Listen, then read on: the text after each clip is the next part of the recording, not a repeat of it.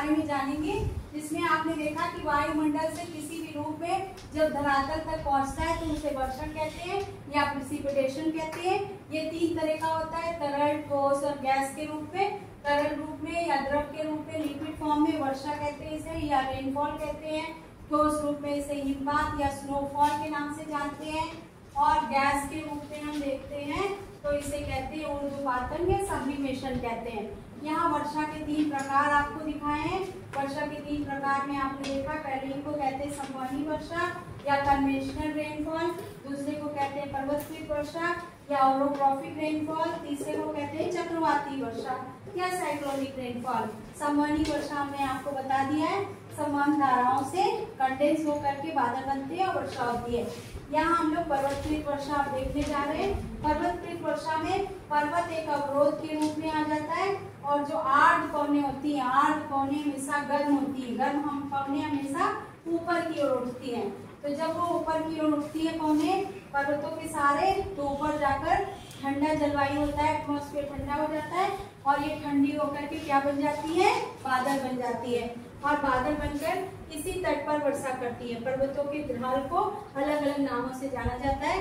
पर्वत के इस ढाल को कहते हैं पवनाभिमुख ढाल, या ऐसे कहते हैं विंडवर्ड साइड, जिधर से विंड आ रही है, और दूसरे साइड को कहते हैं पवनाभिमुख ढाल, या इसको बोलते हैं लीवर्ड साइड।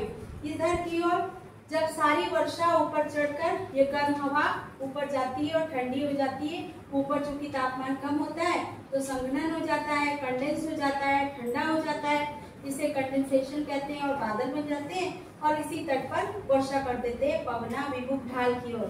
और दूसरी ओर शुष्क पवनें उतरती हैं, इनमें नमी खत्म हो जाती है।